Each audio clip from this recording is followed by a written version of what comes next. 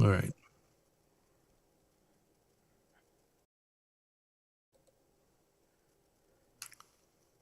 The following program is a real estate and mortgage show and does not necessarily reflect the views and opinions of Reality Radio 101, its advertisers and sponsors, or its listening audience. Listener discretion is advised.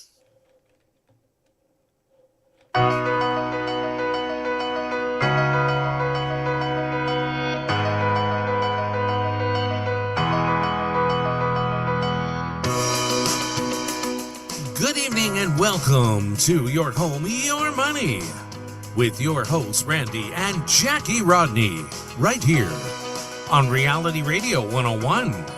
To get on board, send us an email. Our email address is yourhome101@gmail.com.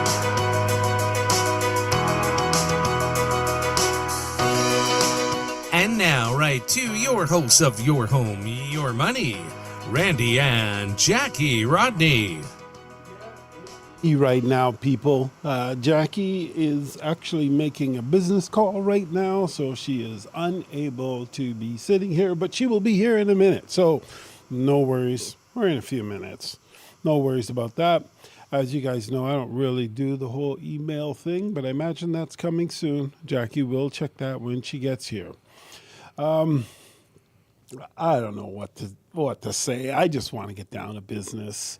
As you guys know, the real estate market has been slowing. Everybody was like, hey, the Bank of Canada lowered the rates, and people are like, yeah, when the rates lower, prices are gonna. The market's gonna be better and stronger and do more. And they look at me cross-eyed when I say, well, I don't believe that's going to be the fact. And it turns out that that's not the fact. The fact is that the market continues to slow. And this month, particularly last month, October, the month of October 2025, in case you guys are watching this in the future, you Martians or aliens might be more, because we know there's nobody on Mars. But, or you're watching this sometime in the past, you can now rest assured that you are, oh, no, not for now. That was part of this. But you can rest assured that you are going to get the straight goods here. And here it is. The market is slowing. And this month was very trying for market statistics.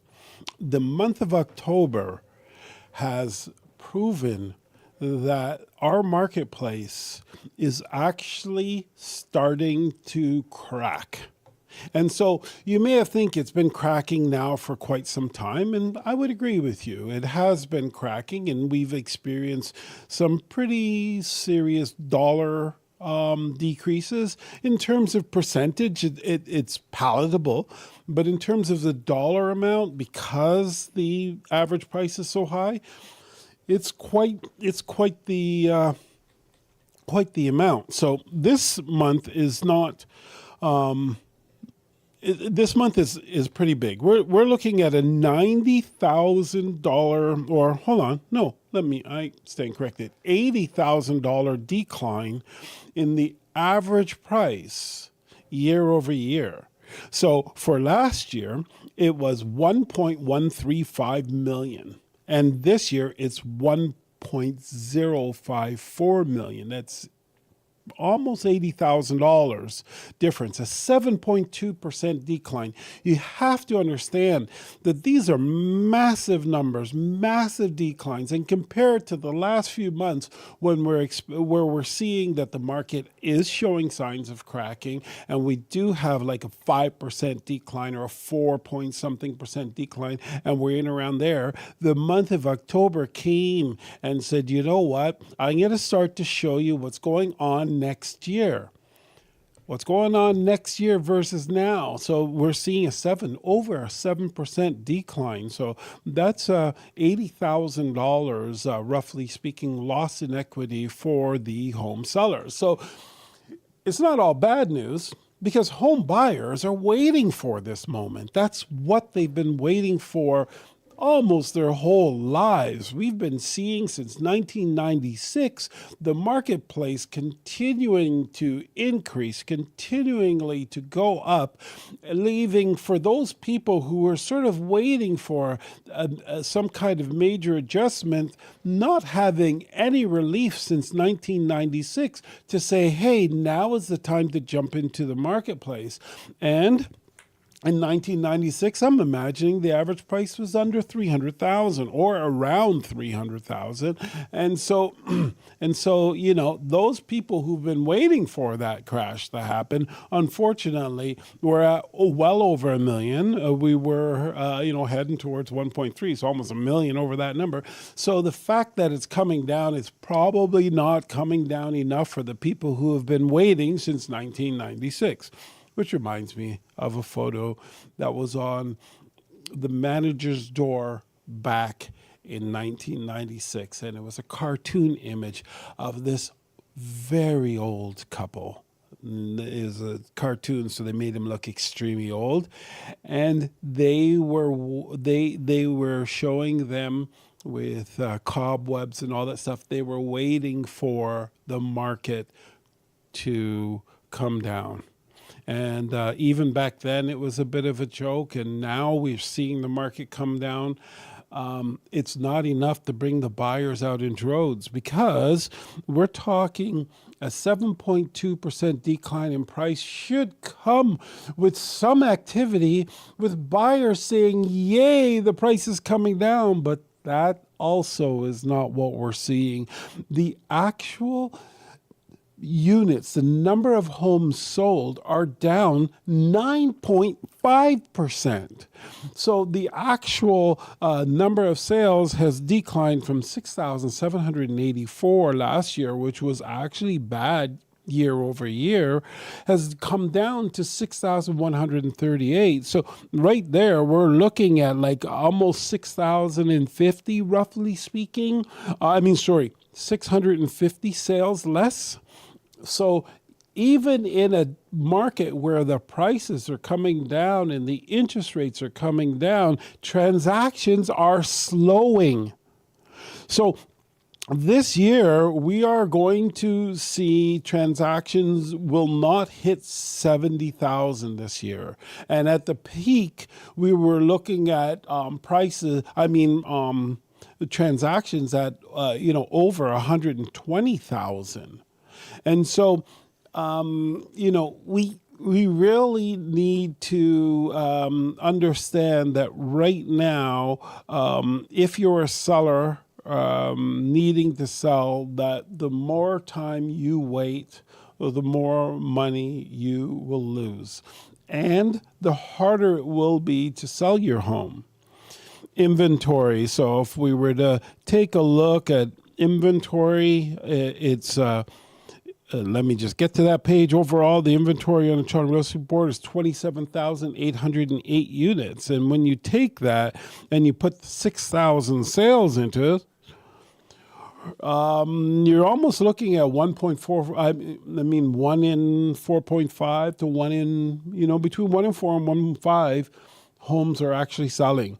And so, and obviously that means that there are three to four people who want to sell that are unable to sell. So if that's the case, it's a trying market for sellers. And you compile that with the dreams of, maybe it's not a dream. Maybe it's something not as attractive as that. And maybe it's the fact that your mortgage came due and you have to somehow manage paying an extra $1,500, $2,000 a month on top of the increases that we've experienced. And you're just finding that that's not really practical. There's no way of having a good quality of life.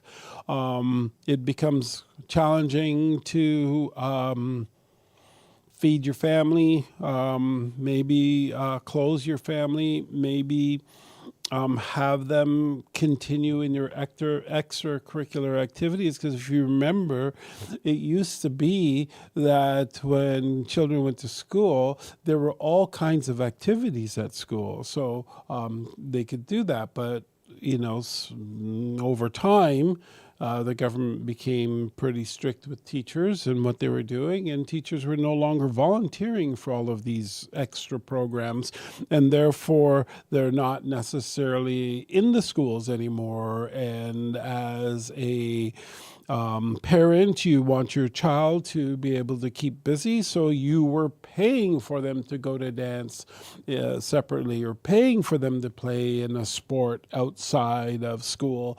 And these things are now at jeopardy because, hockey is a roughly $10,000 a year sport for kids to play.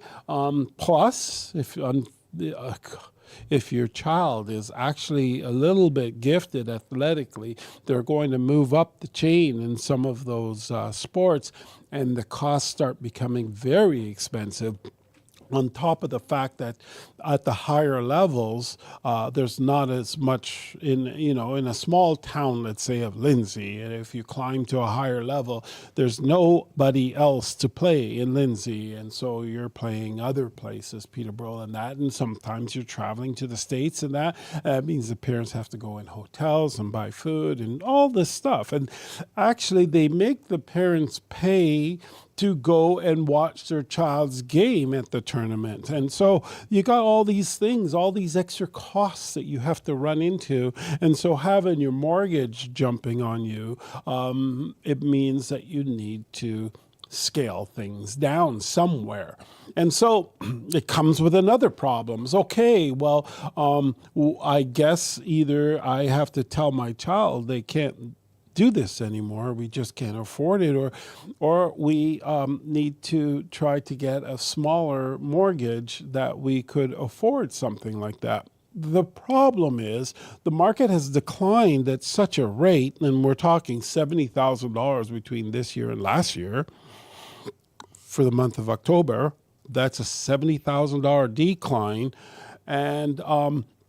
And if you, compound that over the last 5 years, because you had a 5-year mortgage, you're looking at a substantial decline in the value of your home.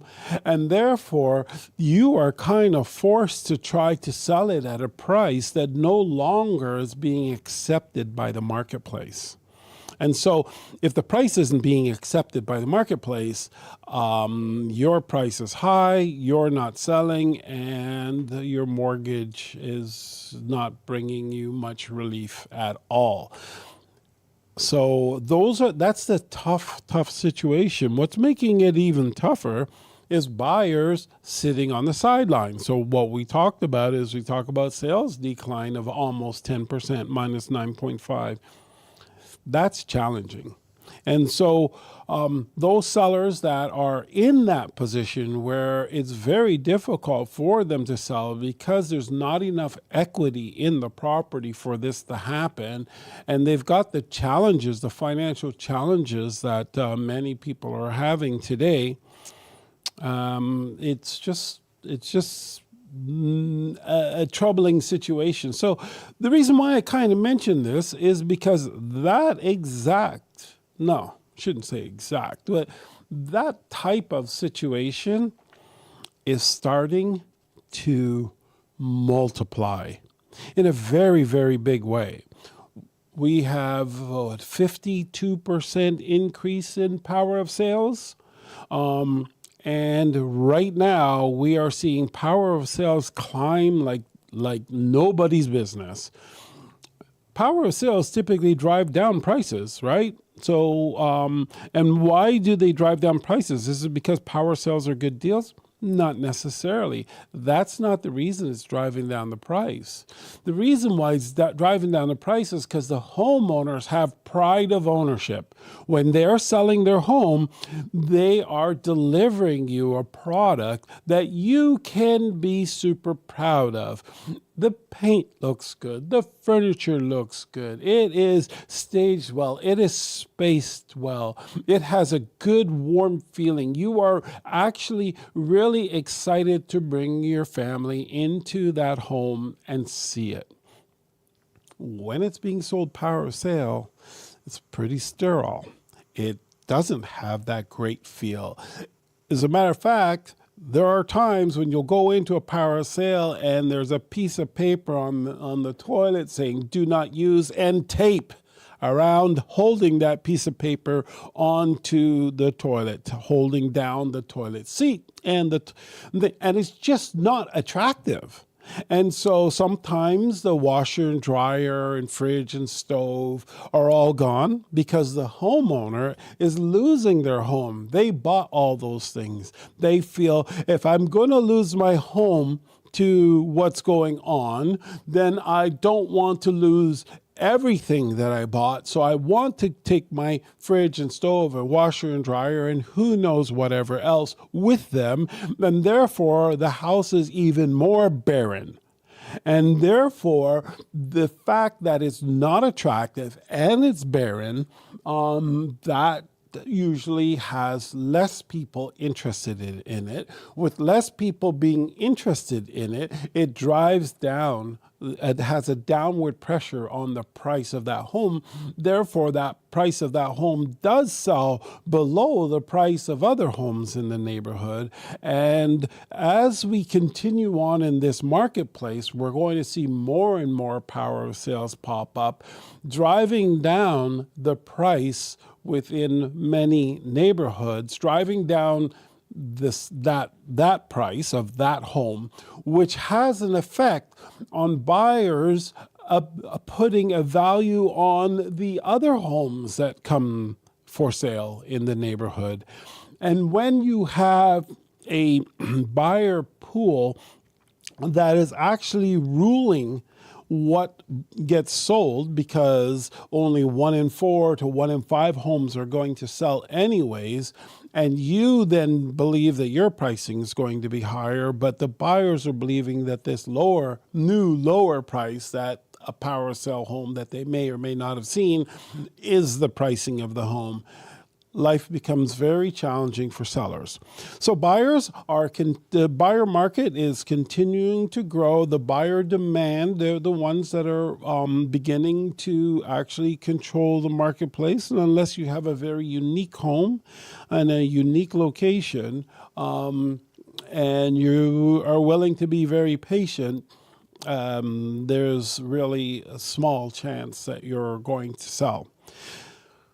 Now, again, the reason why I was bringing up all of that is because next year, this is going to be more of the average than the people who are just looking to sell. We are going to see more and more power of sales hit the market, and they are going to start off at what it would be current market value for a home of that size in that neighborhood. And they will be not selling and bringing down the price aggressively. And so it brings us to another point. Why would they do that? And there are investors that say, oh, power sales are great deals, but usually that's not necessarily the case. There's a lot of reasons around that. Don't know if I'll talk about that yet, but what I will tell you is that the power of sales, the banks are under legislation that when they do put a home power sale, that they can't just blow it out. You see, the bank has zero liability when they put a home power sale. They're not interested in putting homes power sale at all. That's not their thing. They don't want to take it from people. Unfortunately, they have a job to perform and they've got profits that they have to make. And that means if you're not paying and adding to the profits, and then they have to do something about it. And what that means is that they're going to go to court, take the house, and then try to sell it. But the government says, hold on a second. in the 80s and the 90s, the early 90s, when you guys went and took all these homes, or you didn't really go and take them, the people gave you the keys because they just couldn't see themselves managing the hold anymore. You blew out a number of those homes at ridiculous prices. Some people were even saying that cousins and uncles and aunts were getting some great deals, insider deals, from the banks. And the government put an absolute stop to that. And when a power sale happens now, the equity in that home, if there is any, even the negative equity, belongs to the seller. So the positive equity and the negative equity belongs to the owners. So what that really means is that when the bank sells the house, anything above what the bank owes, it used to just be nothing. But now it actually has to go back to the owners. Now, if the bank sells the home and it's below what the owners owed after the expenses and everything, then the owners owe that difference. And the banks can take them to court, and then, and then it goes on from there. So the thing is that the government said, okay, you're responsible for that equity, positive or negative, it doesn't matter, which means that what we're doing, because we don't necessarily believe that you're going to have the homeowner's best interest in mind, so we're going to put legislation in place that you're going to have to prove that you are selling that home at market value. And so how do the banks prove that? So they go through a process where they hire, and in some cases they'll hire a couple appraisals, and they'll use them as their proof that this is the market value at that current time, or they'll have, so possibly doing both, they will have the realtors do a type of letter of opinion, a little bit more of a CMA, with an opinion associated with it in terms of market value, and they'll have that for their records to put forward to the court if this is ever challenged. So that puts a pressure on the banks to come out and list the home at its current market value. However, there's a problem. The home doesn't show the same as what the current market value is because it's an abandoned home. It's not a home that has tender, loving care and, from the owners being staged and looking well. So therefore, it doesn't capture the same demand from buyers. And therefore, the banks have to, on a schedule, lower the price. Also, keep it in mind that the market is declining. So they have to keep in mind the decline and reducing the price. And the combination of those two, the house gets to a point where the bank says, okay, we've got to sell this. Let's keep that schedule up every couple of weeks or so. Let's reduce that price to a point where it causes the home to sell.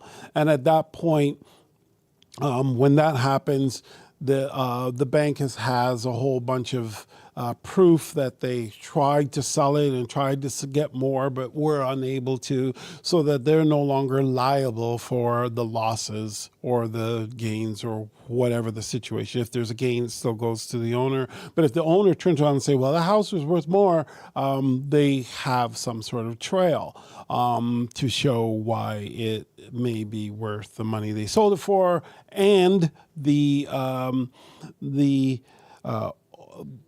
bank is not responsible then for any differences other than if there's a positive. If there's a negative, they can go after the owner.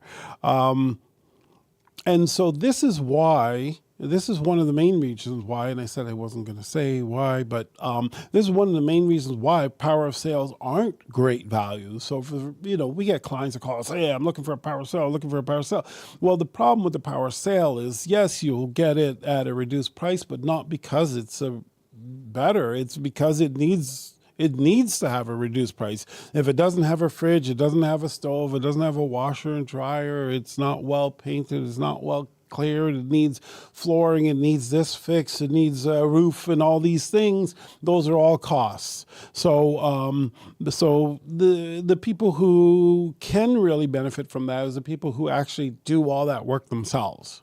And therefore, they can just buy the materials, do the work, and they can live the value.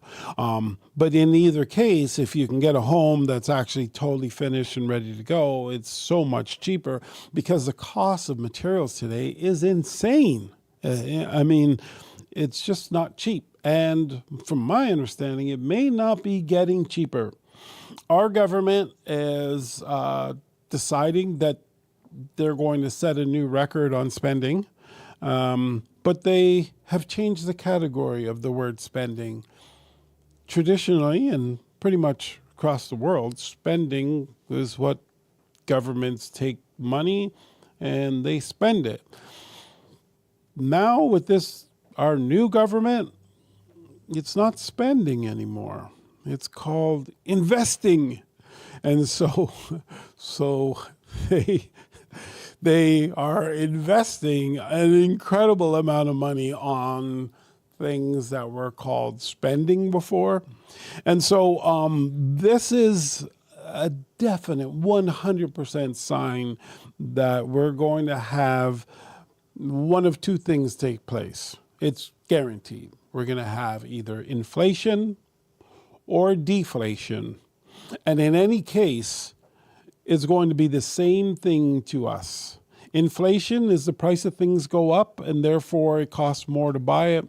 Deflation is our money is worth less, and so we'll need more money to buy stuff. So to me, it's the same thing. I understand that there's probably a difference, a much bigger difference to the educated, but I am not the educated. I am just a realtor. So in my opinion, this is going to cause problems where our lives are going to become more challenging, and we're going to have to spend more money to get less, and that's the way that's going to go. And this is probably one of the big reasons why we haven't seen home prices drop off a cliff, and it's just simply because it's being propped up by the replacement value. You see, if it costs $1 million to build a house, or let's say $600,000 to build a house, and the land's worth $400,000, it's worth $1 million. So there's no way that you could be selling that home for $600,000 because the replacement cost is $1 million. It just honestly doesn't even make sense. And so I think that might be one of the things that's propping up the real estate market, because if there isn't really some kind of good reason, we've got a very resilient marketplace. Like, I mean, for all the trouble that the Bank of Canada, I should be careful. I'm told these are conspiracy theories, and I guess that they could be, but really they're just my point of view.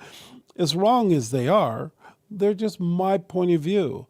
It hurt me when the Bank of Canada said that they weren't going to, raise the rates, and they were going to keep them low for a long time. So go out and do your investments, and that's what people did. And then it was, sorry. They won't even say the truth, which is all the money that we just went out and gave to the banks and settlement balances has come home to roost, and interest rates are going crazy. No, they're not saying that. They're saying that Canadians came out of COVID,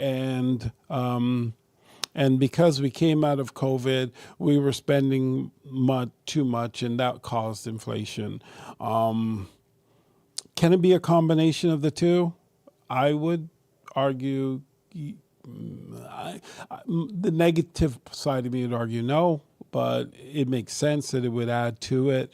Also, the fact that the supply chains were messed up, because if you close down companies and stuff like that, it's really hard for them to open up and be running perfectly day one. That is, for any big businesses, as you know, like for example, if you're in a small little canoe on a nice smooth day. Now, I went to camp, so I was a camp counselor. So I know how to work these small boats and things like that, swim and these kind of things. I can have a canoe pretty much spinning in a circle, spinning on a dime. And so that's a canoe. But you take a cruise ship and it needs miles in order to turn. It can't turn in on a dime. It can't do that. And so it's the same sort of thing for like big companies, small companies. Well, mom and pa just sort of get up, get out of the house, go to the shop, dust off a few things, do a little bit of price adjustments. They're good to go. But the big corporations, it's not exactly that easy. And so us having problems with the supply chain and big businesses getting back on track, manufacturers getting on track, and getting the supplies back out where they need to go, and then having a backlog of supplies everywhere, so that those supplies needed to move out of the way so we could put room for the new supplies. All that stuff also caused more trouble and more pain for various reasons. So with all that in mind, basically what I'm sort of getting at, we will at some time turn around this ship, and we're going to probably be experiencing prices that are not that far off of where they are today. And if this is anything like 1989, which is pretty fascinating time, and I know I said at some point I may just go back and do some research on the crash, the 1990 crash, because I do remember parts of it, because I had done 15 years ago research on that. And what I was actually looking at was what happened in terms of buyers giving away their keys, not hanging on with the property. If they were to have stayed with the property, would they have had all these bankruptcies and things of that nature if they would have sort of stayed and paid their mortgage? And it turned out that it took 10 full years from the bottom. 10 full years from 1990 to 2000. That's how long it took for the market to get back to the 1990 number. So it took 10 years. I remember that. I also remember that 1991, 92, 93, 94, I believe 1995 was a positive. I believe it was like 1 point something percent. And then it declined again in 96. The average price is what I'm talking about.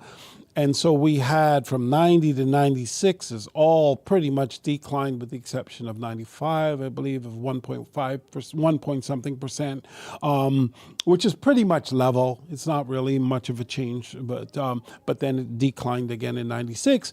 And then in 97, 98, 99, and 2000, so in that 4-year spurt, it actually climbed back from the 6-year loss. So, I'm wondering if we could be looking at and experiencing something really, really serious, similar.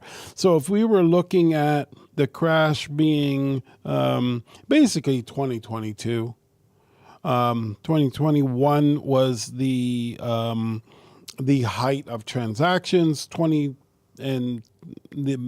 so it was really 2021. And then we dropped from 127,313 transactions in 2021 to 79,589 in 2022. So what we saw was a huge drop in transactions, but the average price, because it was climbing so rapidly, and then I believe it dropped off a cliff in March of 2022, I believe. I'm going to have to go back and check that. it dropped off a cliff, and that was that it was declining ever since there in 2022. Average price then was almost 1.2. So, it was going up like almost $100,000 a year. It was insane. I remember it was like, wow, this is crazy. It's almost worth not working and just owning houses. If you can make $100,000 a year from each house, it's insane. And it makes sense that wouldn't be able to maintain itself. Because why have a job if that's all? If you could do that, because there's not a lot of work to buy a house and put a tenant in it. So 2022 was 79,000 transactions. 2023 was 69,000 transactions, and so 69.5. And then in 2024 it was 70,025. So, and then 2025 we are not going to hit 70,000 transactions in 2025, and so my diabetes meter is going off. Let me just so the thing is that realistically speaking, are we at the end? Are we at the end of the real estate decline? And the answer, I believe, to that, and I would actually stake quite a bit on the belief that no, we're not, and I would tend to say that next year is going to be the year. And I think after that, if we continue to have any declines, it'll probably be modest. So we're looking at 2022, 23, 24, 25. If we're like 1990, then 22, 23, 24, 25, 26, which is next year, would have been that year where it went up a little over 1%, but next year we will not see it go up 1%. So that means that we're actually probably worse than the 1990 crash in terms of dollars. In terms of percentage, I think the 1990 crash was worse. And then so we have 22, 23, 24, 25, 26, 27. 27 would have been the last negative for from the crash of the 1990s, and that would be in 2027. So we could still experience a downward momentum in 2027 if it's very similar to the 1990 crash. And if it's worse, if it's more severe in terms of dollars, we may see 2028 be that sort of pivot year or that head fake year like we had the fifth year, where it sort of tried to show that it was going positive, but it went back negative the next year. I'm anticipating 2027, 2028, somewhere around there being that year.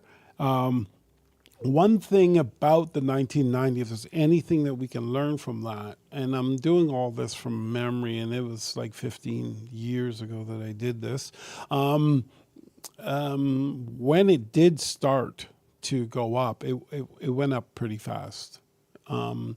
It took like 4 years to catch back up the 6 years that it lost. So I would say for you buyers that have this philosophy that they want to buy low, that would be when you see the market make that turn. The next year is the perfect time to buy. The year after that, because the year after that could be the head fake, year, or it could be the year that's starting that ascend to the clouds. Because once it started ascending from 1996, it really didn't hold back. It really kind of kept going. I know some people say 2008 and that, but we can do the research and look back to 2008, and it really, it really wasn't a great difference. in the average price in percentage wise or dollar wise, a big difference for Canadians. It was pretty dramatic in the United States, but it wasn't here. And so really from 96 right up was just crazy time. Right up till 2021 was just crazy time. And so that's like 17 years or so, or no, 25 years we worked it out to, roughly speaking. That's absolutely insane. 25, yeah, 25, 20, it's over 25 years. Like, it's just crazy.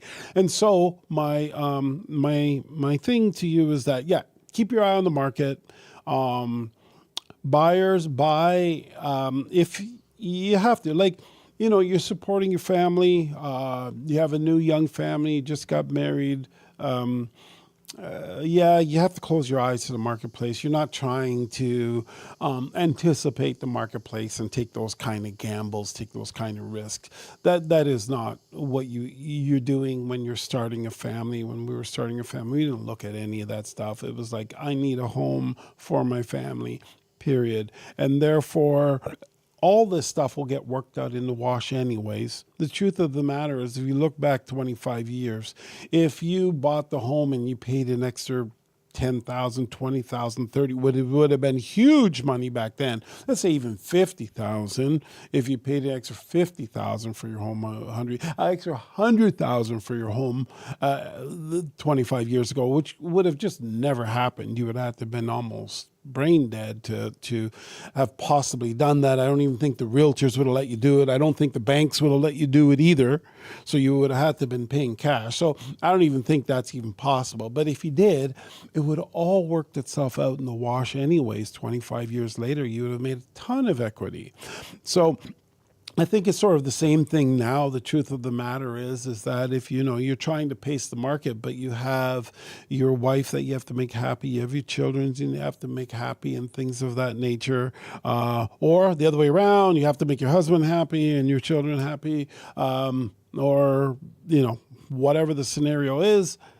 The thing is that pacing the market may not be the most important thing. Happiness, having the space that's yours, starting your life and not having it on hold because you're kind of waiting for this economic marketplace to catch hold or do something to make you feel that it's the right time.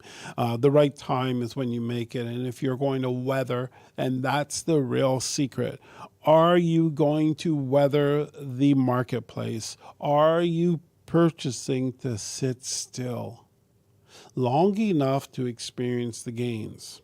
Now, I'm going to continue on with some of the stuff that I had come to realize in the 1990 crash. One of the things was that the people who were looking at the average price of the home versus their equity position, they were very depressed.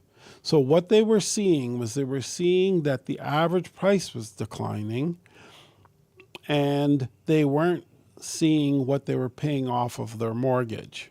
So the money that at that time when I was taking a look at that, the situation wasn't good, but it was nowhere near as bad as just the price decline, because homeowners have to be paying off part of their equity. And so when you started taking that into account, the situation was not as grave as it actually looked. This time things are a little bit different because the interest rates are, as small as they are compared to back then. The interest rates, the dollar amount compounded, multiplied by the interest rate, is a big amount. And so those fluctuations are very devastating on the pocketbook. And that's kind of one of the reasons why today, hey babes, today, no problem. Get your mic together and all that. So that's part of the reason why things are so hard for people who are trying to fix Sorry. yourself. For people, she's trying to fix her mic. For those of you who are listening on the radio and not watching on YouTube, watching on YouTube is Your Team Pros, by the way. Just go to YouTube, Your Team Pros, or Facebook, Your Team Pros. But part of the reason why people today are feeling it so hard is the multiplying effect. The fact that the houses are worth, over on average over $1 million. And so any swing in the interest rate when their mortgage comes due has quite a large or profound effect on their payments. So I went through. Yeah, sure, hon. Sure, go ahead, go do some emails. Sorry, Yeah. I'm going to go up because my me mic, just I don't know how to fix the mic the way Mike does it. Okay, so hi guys, sorry I was late. I was in the middle of an offer that I had to finish up. So here we go. So Ralph says, well, we're all fed up, I guess, with this budget they passed. I don't even know what the budget is because I don't follow any of that. Steve says, glad Randy is feeling better. Well, there goes his sugar monitor. So, Steve, I'm not sure what's going on. Still have issues with down payment, so who cares? Yeah, I get it, Steve. Steve says, hey, let's talk about Christmas decorations. More interesting. I'm right with you, Steve. I love Christmas. But I brought my tree up from the basement and can't get the lights to work. So I wasn't happy today. Susan says, hey to the Rodneys. We only listen to hear Randy and Jackie argue. Well, you should come over to our house sometimes. You'll hear lots of it. The real estate market sucks, so we don't really care about that. I get you, Susan. I hear you. Gloria said, Randy, let's talk sports. Dave says, how is Anthony? Is Randy doing okay? Anthony's great. Anthony is running his legs off. He's got very talented athletic children who are into all kinds of sports. So he's running back and forth all the time, taking them here and there, but he's doing really well. And Randy's doing great. Except for my blood sugars are just Right now. just cannot be it just not working. I don't know what the I heck is think you going need on. to drink more water, and we need to go for a walk every day. That'll Yeah, help. that's not going to do Gail, wow, Randy is running tonight. Good job. Alexis says, hey, any Halloween candy left at the office? We actually weren't at the office Halloween, but I did have lots of it left over at home. And I had some, and because I did an open house on one of our listings just before Halloween, I bought candy and that there. And instead of bringing home the candy and eating it all, I gave it to Anthony. And I'm like, Anthony, take it home to your kids, please. If not, I'm going to eat it all. So, and I didn't even see 3 kids. I was quite shocked. There are a few kids in our area, but I think a lot of the families don't really celebrate Halloween. So I think we might have saw 4 kids, but to be honest with you, because I was doing so many things when it was time for Halloween, I put a big bowl of chips and candy and chocolate outside on my step, and I just left it out there with the light on, and the kids grabbed whatever they wanted. And yeah, I saw a couple kids come up and grab some, but nothing too exciting on our street ever for Halloween. Usually I buy stuff and I end up eating it all because it's a lot of older people in our area. Sweetheart, I was just looking at the 1990 numbers. I decided to Yeah, go a lot back. of people are talking about The those 1990 numbers. So here's, I mean, as I guess as a real estate geek, these things are interesting to me. I am not a real estate geek. I'm not a geek at all. So you're not a geek. So 1989, 1, 2, 3, 4, 5, 6, 7, look at 8, you. 9. You got So your 10. tablet up So there. 1989, the average price was 273,000. So in 1990, it dropped to 255,000. Then it dropped to 234, 214, 206. Then it went up to 208. So from 206, 490. Remember I said in 95, was I right? Is that 95 or 94? 1, 2, 3, 4, 5. It's hard by the way they have these. 1, 2, 5. No, it looks like 1994. Sorry, guys. It looks like in 1994 was when we had that little tiny increase, which it increased to 208,000. So it went from 206,500, let's call it, it's 490, to 208,992, so 209.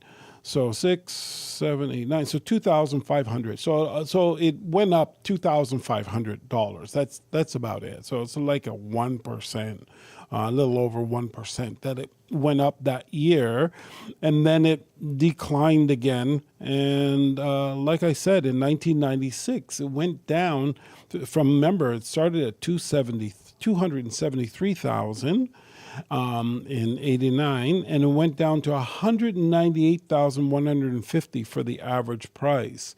And then we started our incline from there, from 1996. And I'm looking back from 1996 on, and I'm not seeing any negatives yet. But this is a very limited sheet that I have here. It only goes to year 2000. So to the year 2000, 250. So at 243, which is really close to 1990, in 1990 it was 255. So that was the 10-year span that I was talking about, where it pretty much caught back up. And so, yeah, I will take some closer look at this. And the reason why I would probably find that a little bit fascinating is just because trying to anticipate where we're going through, because one of the things that our clients really kind of rely on is our ability to help to guide them through this real estate market and to predict, to be able to have that crystal ball that helps them to understand what the right thing is to do. And that's why, someone will call us and say, hey, listen, I want to sell my house right now. I got this and I got this and I got this. And I go, okay, right now, let me ask you this. Do you have to sell now or can you wait? And so, I wouldn't actually do that right now, but I would explain right now with the 50 days that it takes to sell, but we're going into a sales period. It'll take longer, most likely. But in normal circumstances, when we're in a normal marketplace, we would have had that conversation that maybe it's better to wait for that spring market because the prices will be higher in that. But I'm not confident right now that the spring prices will be higher. I believe it'll be a more active period. I believe it'll be a little easier to sell your home. I believe there'll be more homes that will sell. And I believe that prices will increase. But will they increase more than they are now? Or are they going to increase to the point of where they're at that point? Because they're going to be lower at that point, right? We got November, we got December, we got January. Those are all slow months where prices decline naturally, and we're in a declining market. So if it naturally, without a declining market, in a market that's accelerating and working beautifully, we have a decline in those months. Now, when things aren't increasing, they're declining, and we're going into declining months, it's going to be pretty interesting and probably pretty devastating to the average price. And therefore, in the spring, when prices begin to climb up, are they going to climb up further than where they are now? And I am not confident about that. So we probably wouldn't necessarily advise our client to wait, but we would let them know that that's what is normal. However, we're not in a normal marketplace. And for that reason, I think going back and really doing a deep dive into the 1990 crash and looking at some of these type of problems, we might be able to better navigate these very tsunami type marketplace, because it is very, very devastating. I am telling you honestly, the phone calls that we are getting now, I haven't heard things like this in a very, very long time. It is very sad. It's very, very scary. And us being very attached, let's even say maybe empathetic. I don't believe I can even be empathetic. I don't believe that's part of my personality, but I guess it has to be there if we're feeling for those moments. It's hard to take some of these phone calls with what people are going through, because they're human beings with families, and it's tough. And as far as I'm concerned, I'm sorry, but I believe that a lot of this could have been avoided. I don't think that, I don't think, well, I'm not going to get into the politics of it. But through my eyes, what I saw happened over the last 10 years, both here and mirroring it in the United States, there were people that thought we were handling this all wrong. And they were shunned and canceled and all sorts of stuff. But they were right. We were handling it all wrong. And right now we're living the consequences of it. Of all those people who do the cancel culture, all those people who jumped into that bandwagon and still are in that bandwagon, this is the reason why we are facing the problems we're facing now, because of the way in which we handled COVID. I shouldn't say we. The way in which our government decided to handle COVID. The way in which they shut everybody down. Any doctors say anything different from what they believe, they'll have their license pulled. Anybody that talk anything differently, they'll be canceled. Anything of that nature. So you shut everybody down so that your voice can be the only voice. And then you ruin our economies and our lives trying to support what it is that you believe in. You're trying to support the economy because the government is spending like crazy. And so you drop interest rates to almost zero and do quantitative easing and all these things. And now we're all paying the price for all of that stuff. And some people are paying it more than others. And you know what? Oh, well, it's just the cost of doing business. And that really hurts. To me, I believe that hurts. I think that there should be a price to pay. If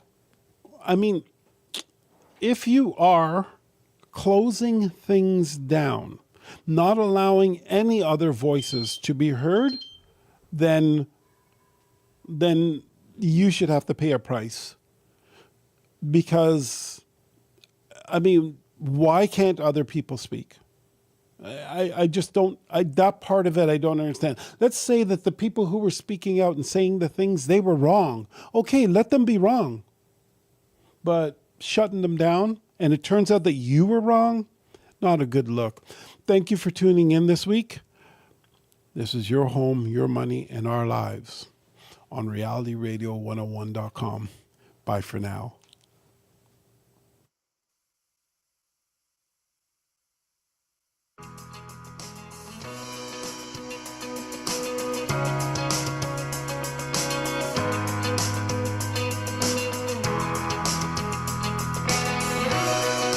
Thank you for listening to Your Home, Your Money with your hosts, Randy and Jackie Rodney, right here on Reality Radio 101.